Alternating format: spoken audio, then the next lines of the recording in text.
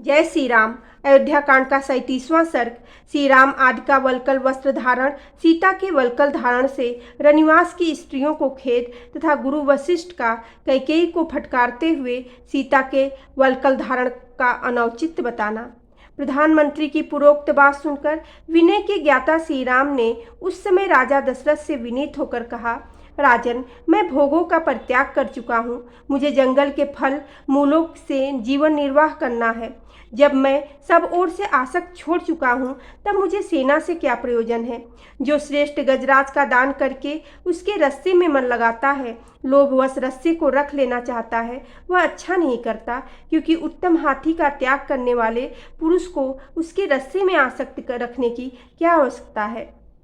सत्पुरुषों में श्रेष्ठ महाराज, इसी तरह मुझे सेना लेकर क्या करना है। मैं ये सारी वस्तुएं भरत को अर्पित करने की अनुमति देता हूँ। मेरे लिए तो माता कैकेयी की दासियां चीर ला दे।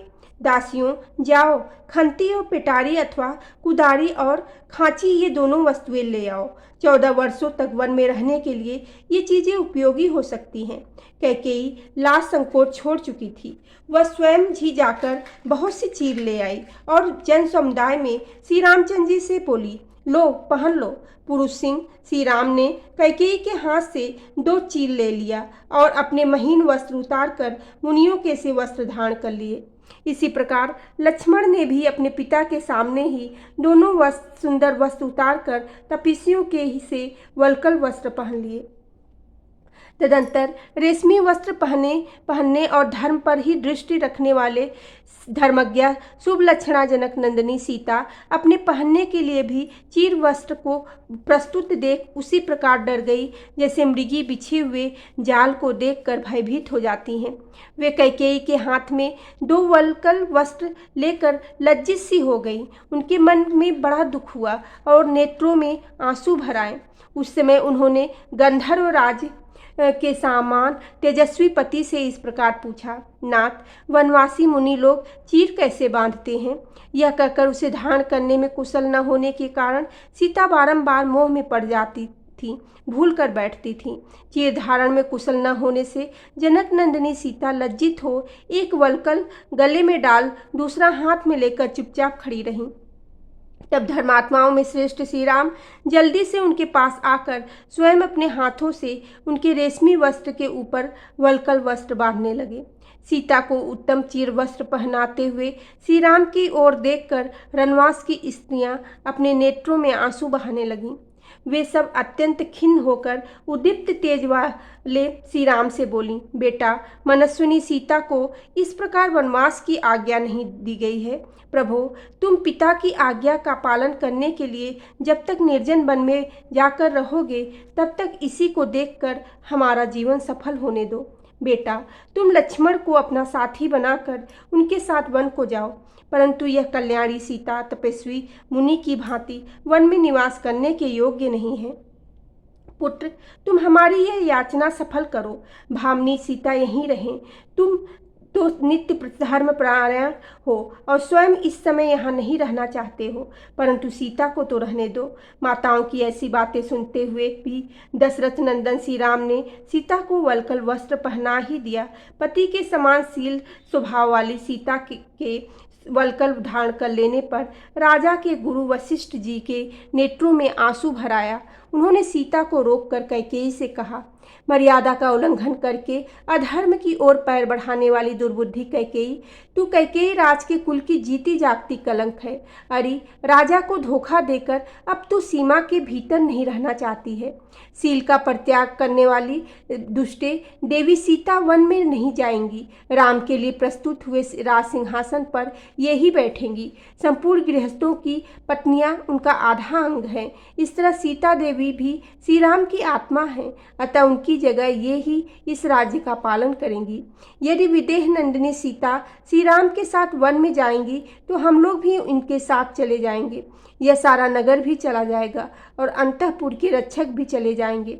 अपनी पत्नी के साथ श्री रामचंद्र जी जहाँ निवास करेंगे, वहीं इस राज्य और नगर के लोग भी धन दौलत और आवश्यक सामान लेकर चले जाएंगे।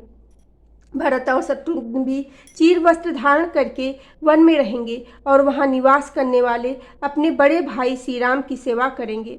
फिर तू वृक्षों के साथ अकेले रहकर इस निर्जन एवं सूनी पृथ्वी का राज्य करना। तू बड़ी दुराचारणी है और प्रजा का अहित करने में लगी है। याद रख, श्री राम जहाँ के राजा न होंगे वहाँ राज्य नहीं रह जाएगा, जंगल हो जाएगा तथा श्री राम जहाँ निवास करेंगे वह वन एक स्वतंत्र राष्ट्र बन जाएगा। यदि भरत राजा दशरथ से पैदा हुए हैं तो पिता के प्रसन्नता पूर्वक दिए बिना इस राज्य को कदापि नहीं चाहेंगे तथा तेरे जैसा सात पुत्रवत बर्ताव करने के लिए भी यहाँ बैठे रहने की इच्छा नहीं करेंगे। तू पृथ्वी छोड़कर आसमान में उड़ जाए तो भी अपने पितृकुल के आचार व्यवहार को जानने वाले भरत उसके विरुद्ध कुछ नहीं करेंगे। तूने पुत्र का प्रिय करने की इच्छा से वास्तव में उसका अप्रिय ही किया है, क्योंकि संसार में कोई ऐसा पुरुष नहीं है जो श्री राम का भक्त न हो। कैकेयी, तू आज ही देखेगी कि वन को जाते हुए श्री राम के साथ पशु, सर्प, मृग और पक्षी भी चले जा रहे हैं। औरों की बात ही क्या है, वृक्ष भी उनके साथ जाने को इच्छुक होगा। देवी सीता तेरी पुत्रवधू है, इनके शरीर से वल्कल वस्त्र हटाकर तू इन्हें पहनने के लिए उत्तमोत्तम वस्त्र और आभूषण दे। इसके लिए वल्कल वस्त्र देना कदापि उचित नहीं है। ऐसा कहकर वशिष्ठ ने उसे जानकी को वल्कल वस्त्र पहनाने से मना किया।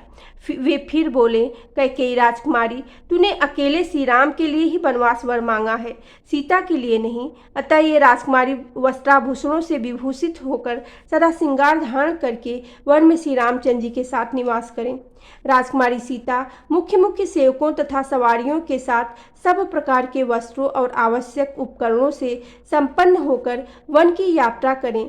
तूने वर मांगते समय पहले सीता के वनवास की कोई चर्चा नहीं की थी, अतः इन्हें वल्कल वस्त्र नहीं पहनाया जा सकता।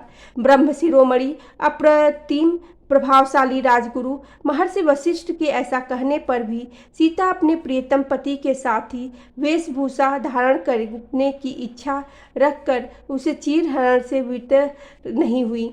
बोलो सियावेरे रामचंद्र की जय, पेवने सुते हेनु माने की जय।